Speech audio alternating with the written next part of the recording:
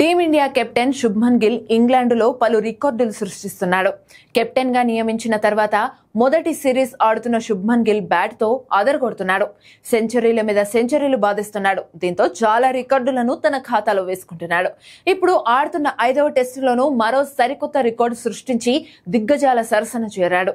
నిజంగా England series అంతటా గిల్ మంచి ఫామ్ లో ఉన్నాడు.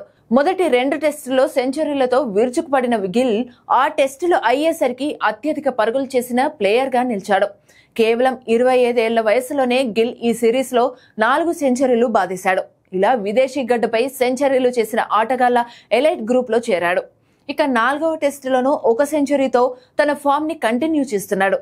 ఈ క్రమంలోనే పలు రికార్డులను తన ఖాతాలో వేసుకున్నాడు.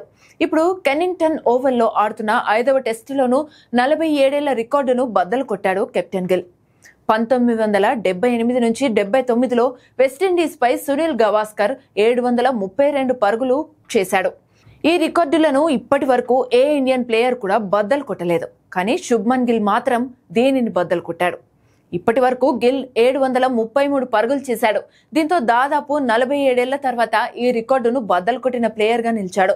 దాంతో పాటు మరో 78 పరుగులు చేస్తే ఒక టెస్ట్ సిరీస్ లో డాన్ బ్రాడ్మన్ 810 పరుగుల ఐకానిక్ రికార్డును కూడా దాటేసే అవకాశం ఉంది.